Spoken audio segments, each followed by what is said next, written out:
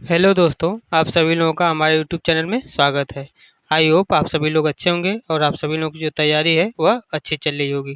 तो जिन लोगों का अभी जो है यूपीपीसीएस आरओ एआरओ का एग्ज़ाम है, उन लोगों के लिए यह क्लास बहुत ही महत्वपूर्ण है, क्योंकि इसमें जो है हम हिंदी और जीके जीएस से प्रश्नों को जो है करवाएंगे। आप लोगों का जो एग्ज़ाम है 27 जुलाई को है, तो आप लोगों के लिए जो है बहुत ही कम समय बचा हुआ है, इसलिए जो भी हम प्रैक्टिस सेट करवा रहे हैं सभी इम्पोर्टेंट हैं। आप लोग बस उतना देख कर जाइए, आप लोगों का जो है बहुत ही ज़्यादा प्रश्न वहाँ से फँसेंगे। इससे पहले हमने एक प्रैक्टिस करा दिया है, अगर आप नहीं देखे हैं तो उसको जाकर देख लीजिए। आज की जो है क्लास है यह प्रैक्टिस नंबर 2 है। अगर आप लोगों को इस क्लास का पीडीएफ चाहिए तो पीडीएफ के लिए आप हमारे टेलीग्राम चैनल से जुड़ सकते हैं। टेलीग्राम चैनल को जो लिंक है डिस्क्रिप्शन में हम दे दिए हैं। तो चलिए शुरू करते हैं आज की क्लास को।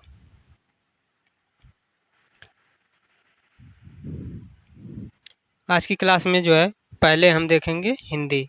हिंदी के जो है पहले कुछ महत्वपूर्ण प्रश्नों को देखेंगे, जिसमें आपका पहला पहला प्रश्न है, उपकार शब्द में जो है आपका कौन सा उपसर्ग है। उपकार में जो है आपका कौन सा शब्द जो है उपसर्ग होगा। तो उपकार में आपका क्या उपसर्ग होगा, तो इसका सही आंसर हो जाएगा उपकार में आपका कौन सा उपसर्ग होगा बताइए।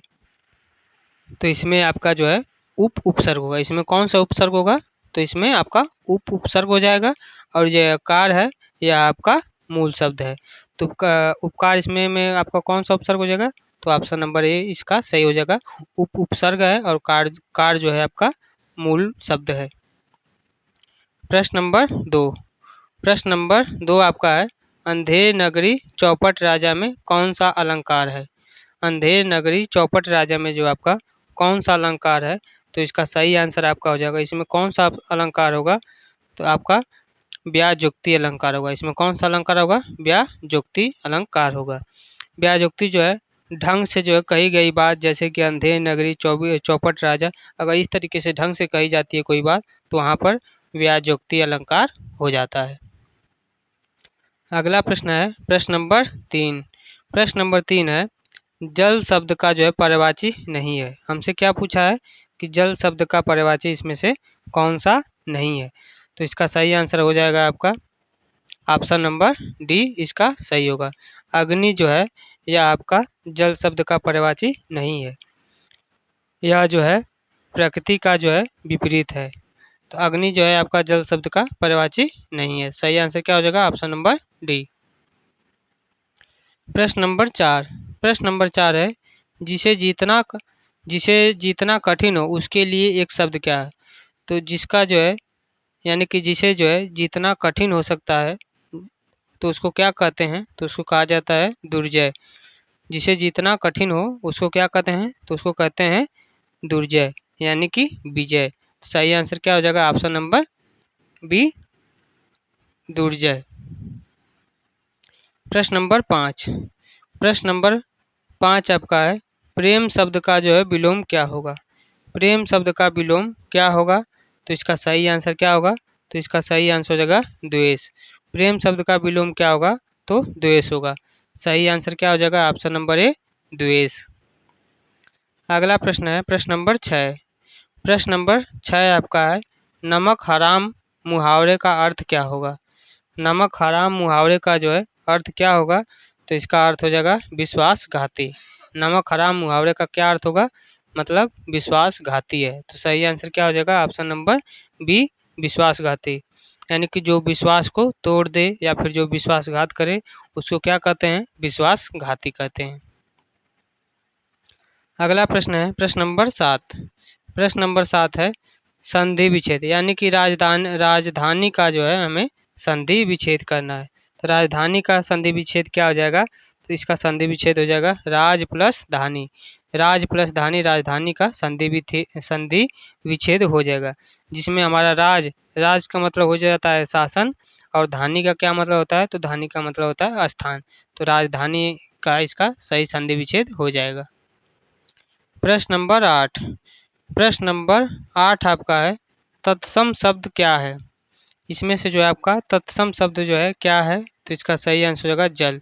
जल जो है आपका क्या है, तत्सम शब्द है। जल जो है संस्कृत से लिया गया शब्द है, इसलिए यह तत्सम शब्द है। अगला प्रश्न है प्रश्न नंबर 9।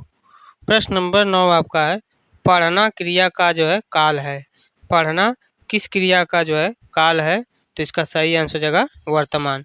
पढ़ना में जो है आपका कौन सा काल होगा? तो वर्तमान काल की जो है क्रिया है। पढ़ना किस काल की क्रिया है?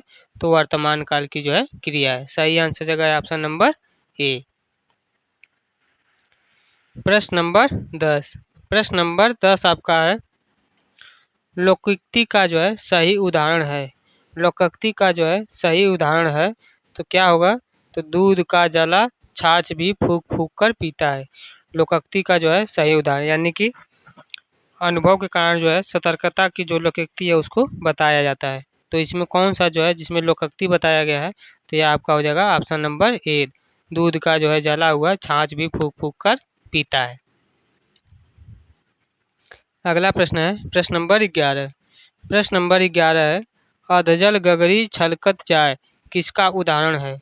अधजल गगरी छलकत जाए यह जो है किसका उदाहरण है? तो इसका सही आंसर होगा यह जो है अलंकार का उदाहरण है। और किस अलंकार का उदाहरण है? तो यह जो है रूपक अलंकार का उदाहरण है। अधजल गगरी छलकत जाए इसमें जो है आपका कौन सा अलंकार होगा? तो रूपक अलंकार इसका सही आंसर हो जाएगा।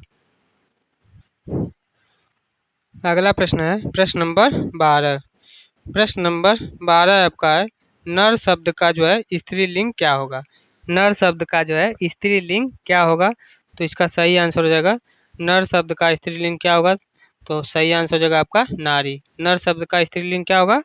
तो नारी जो है नर शब्द का स्त्रीलिंग हो जाएगा। सही आंसर हो जाएगा ऑप्शन नंबर ए। प्रश्न नंबर 13। प्रश्न नंबर 13 आपका है, प्राचीन का जो है विलोम क्या होगा? प्राचीन का जो है विलोम क्या होगा? तो प्राचीन का विलोम होगा नवीन। क्यों? क्योंकि प्राचीन का मतलब होता है आपका पुराना और नवीन का मतलब होता है नया। तो प्राचीन का विलोम क्या हो जाएगा? नवीन। सही आंसर हो जाएगा ऑप्शन नंबर ए। अगला प्रश्न है प्रश्न नंबर 14। प्रश्न नंबर 14 आपका है, वृक्ष का बहुवचन क्या होगा? वृक्ष का जो है बहुवचन क्या होगा? तो इस प्रश्न का सही आंसर हो जाएगा आपका वृक्ष। वृक्ष क्योंकि वृक्ष जो है यह बहुवचन एक वचन दोनों में ही समान होता है। वृक्ष जो होता है बहुवचन में भी वृक्ष ही बोलते हैं, एक वचन में भी वृक्ष ही होता है। यानी कि वृक्ष जो है आपका बहुवचन और एक वचन दोनों में समान होता है। तो सही आंसर हो जाएगा ऑप्शन नंबर ए। प्रश्न नंबर 15। प्रश्न है, असत्य शब्द में उपसर्ग क्या होगा? असत्य शब्द में जो है आपका उपसर्ग क्या होगा? तो इस प्रश्न का सही आंसर हो जाएगा आपका जो है असत्य। जो है उपसर्ग होगा। असत्य में जो है आपका क्या उपसर्ग होगा? तो उपसर्ग हो जाएगा। और मूल शब्द क्या हो जाएगा? तो मूल शब्द आपका हो जाएगा सत्य। तो सही आंसर क्या होगा? सही आंसर हो जाएगा ऑप्शन नंबर बी। अगला प्रश्न है प्रश्न नंबर 16।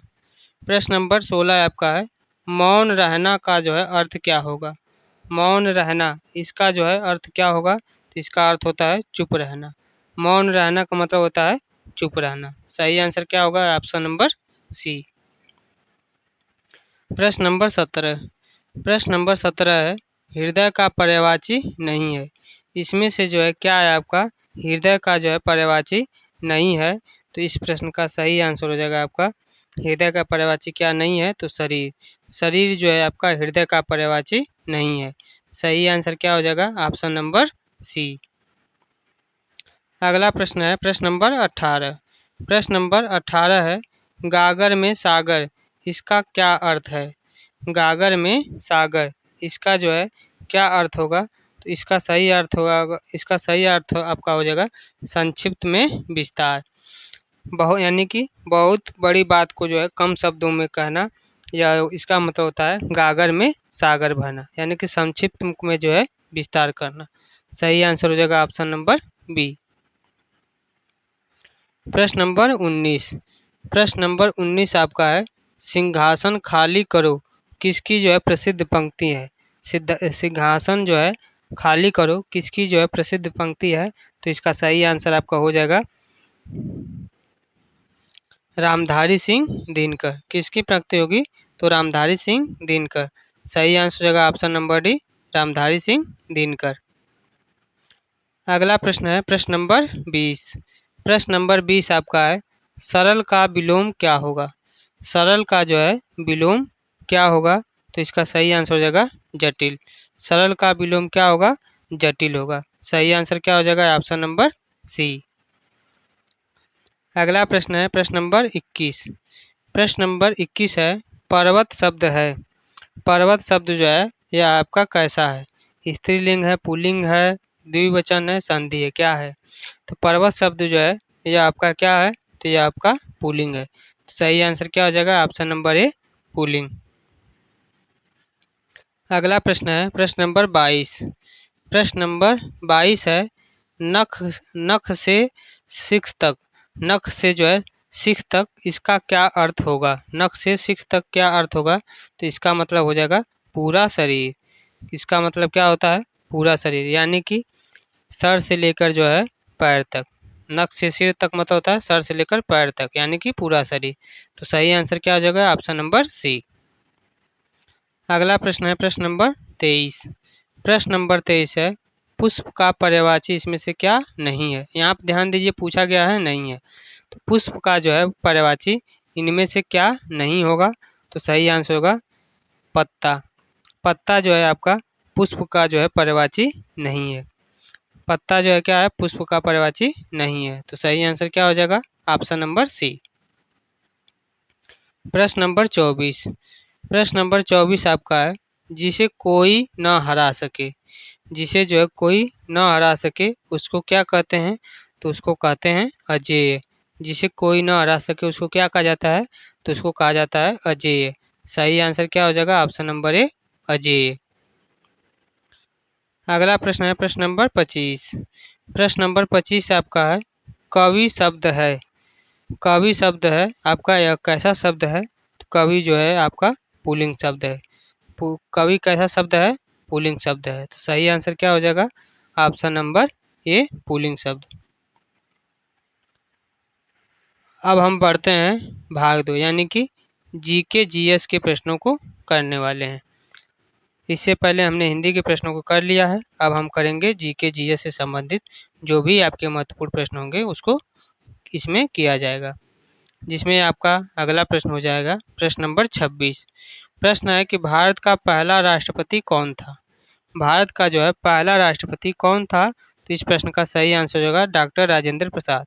डॉक्टर राजेंद्र प्रसाद जो है भारत के पहले राष्ट्रपति रह चुके हैं। सही आंसर क्या होगा? Option number B. अगला प्रश्न है प्रश्न नंबर 27। प्रश्न नंबर 27 आपका है, विश्व का सबसे बड़ा महाद्वीप कौन सा है? विश्व का जो है सबसे बड़ा महाद्वीप आपका कौन सा है? तो इसका सही आंसर हो जाएगा एशिया महाद्वीप। एशिया महाद्वीप जो है क्षेत्रफल और जनसंख्या दोनों में ही विश्व का सबसे बड़ा महाद्वीप है। सही आंसर क्या हो जाएगा? Option number B. प्रश्न नंबर 28। प्रश्न नंबर 28 है, सौरमंडल का सबसे बड़ा ग्रह कौन सा है? सौरमंडल का जो है सबसे बड़ा ग्रह जो है कौन सा है? तो सही आंसर हो जाएगा आपका बृहस्पति। बृहस्पति जो है सौरमंडल का सबसे बड़ा ग्रह है। तो सही आंसर क्या होगा? Option number B. प्रश्न नंबर 29। प्रश्न नंबर 29 है, भारत में नवरत्न किससे संबंधित है? भारत में जो नवरत्न है यह आपका किससे संबंधित है? तो इसका सही आंसर हो जाएगा पीएसयू कंपनियां से। भारत में जो नवरत्न है यह आपका किससे संबंधित है? तो पीएसयू कंपनियां से जो है संबंधित है। केंद्र सरकार के द्वारा जो है चयनित की गई कुछ प्रमुख कंपनियां हैं जिसको पीएसयू कंपनियां हैं, जिसको जो है नवरत्न कहा जाता है। तो भारत की जो है भारत में नवरत्न किससे संबंधित है? तो पीएसयू कंपनियां से संबंधित हैं। अगला प्रश्न है प्रश्न नंबर 30। प्रश्न है, राज्यसभा में सदस्यों का कार्यकाल कितना होता है? राज्यसभा में जो है सदस्यों का कार्यकाल कितना होता है? तो इसका सही आंसर हो जाएगा ऑप्शन नंबर सी, 6 वर्ष। राज्यसभा में सदस्यों का कार्यकाल जो है कितना होता है? तो 6 वर्ष होता है। सही आंसर हो जाएगा ऑप्शन नंबर सी। अगला प्रश्न है प्रश्न नंबर 31। प्रश्न नंबर 31 है, जीवाणु की खोज किसने की थी? जीवाणु की जो खोज है किसने की थी? तो इसका सही आंसर हो जाएगा पास्चर। जीवाणुओं की खोज जो है किसने किया है? तो लुई पास्चर ने जो है सूक्ष्मजीव यानी कि जीवाणुओं की जो है खोज किए हैं। सही आंसर क्या हो जाएगा? Option number B. अगला प्रश्न है प्रश्न नंबर 32। प्रश्न है हरित क्रांति का जो है संबंध किससे है। हरित क्रांति का जो है संबंध किससे है, तो सही आंसर हो जाएगा आपका खाद्य उत्पादन से। हरित क्रांति का जो है संबंध किससे है, तो खाद्य उत्पादन यानी कि कृषि उत्पादन में अगर वृद्धि हो रही है तो उससे संबंधित आपका क्या है, हरित क्रांति है। तो हरित क्रांति का संबंध किससे है, तो खाद्य उत्पादन या फिर कृषि उत्पादन से जो है संबंधित है। अगला प्रश्न है प्रश्न नंबर 33। प्रश्न है प्रथम पंचवर्षीय योजना की जो है शुरू कब की गई थी। पंचवर्षीय योजना जो है आपका कब शुरू किया गया, तो इसका सही आंसर हो जाएगा सन 1951 में। सन 1951 में जो है पहली बार जो है आपका प्रथम पंचवर्षीय योजना को जो है शुरू किया गया। यानी कि आपका जो प्रथम पंचवर्षीय योजना है वह कब हुआ था, तो सन 1951 में हुआ था। सही आंसर क्या हो जाएगा, ऑप्शन नंबर सी। प्रश्न नंबर 34। प्रश्न नंबर 34 आपका है कंप्यूटर का मस्तिष्क कहलाता है। इनमें से जो है क्या है जो कि आपका कंप्यूटर का मस्तिष्क कहलाता है, तो सही आंसर हो जाएगा सीपीयू। सीपीयू को जो है कंप्यूटर का जो है मस्तिष्क कहा जाता है। सही आंसर क्या हो जाएगा, सीपीयू। सीपीयू का जो है फुल फॉर्म पूछ देता है, तो सीपीयू का फुल फॉर्म क्या होगा, तो सीपीयू का फुल फॉर्म हो जाएगा सेंट्रल प्रोसेसिंग यूनिट। सीपीयू का फुल फॉर्म क्या होगा, सेंट्रल प्रोसेसिंग यूनिट। अगला प्रश्न है प्रश्न नंबर 35। प्रश्न नंबर 35 है भारत माता की जय का नारा जो है किसने दिया था। भारत माता की जय इसका जो है नारा किसने दिया था, तो इसका सही आंसर आपका हो जाएगा किसने दिया था भारत माता की जय का नारा, तो सही आंसर हो जाएगा आपका पंडित मदन मोहन मालवीय। पंडित मदन मोहन मालवीय जी ने जो है भारत माता की जय का जो है नारा दिए थे। सही आंसर क्या हो जाएगा, ऑप्शन नंबर डी। अगला प्रश्न है प्रश्न नंबर 36। प्रश्न नंबर 36 आपका है संविधान सभा के अध्यक्ष कौन थे। संविधान सभा के जो है अध्यक्ष कौन थे, तो इस प्रश्न का सही आंसर आपका हो जाएगा डॉक्टर राजेंद्र प्रसाद। डॉक्टर राजेंद्र प्रसाद जो है संविधान सभा के जो है अस्थायी अध्यक्ष थे। तो सही आंसर क्या होगा, ऑप्शन नंबर सी। अगला प्रश्न है प्रश्न नंबर 37। प्रश्न नंबर 37 है भारत का राष्ट्रीय खेल क्या है। भारत का राष्ट्रीय खेल क्या है, तो इसका सही आंसर हो जाएगा भारत का राष्ट्रीय खेल जो है वह है हॉकी। तो सही आंसर क्या हो जाएगा, ऑप्शन नंबर बी हॉकी। अगला प्रश्न है प्रश्न नंबर 38। प्रश्न नंबर 38 है अम्ल की पहचान होती है। अम्ल की जो है पहचान कैसे किया जाता है, तो अम्ल की पहचान करने के लिए जो है जो अम्ल को है जब हम किसी में मिलाते हैं तो नीला लिटमस जो है वह कैसा हो जाता है, लिटमस पेपर तो वह लाल हो जाता है। अम्ल की पहचान करने के लिए नीला लिटमस जो है किस में बदल जाता है, तो ये आपका लाल हो जाता है, जिसके कारण जो है अम्ल की पहचान हो जाती है। तो सही आंसर क्या हो जाएगा, ऑप्शन नंबर बी। अगला प्रश्न आपका है प्रश्न नंबर 39। प्रश्न नंबर 39 है प्रश्न है पृथ्वी का गुरुत्वाकर्षण किसने खोजा।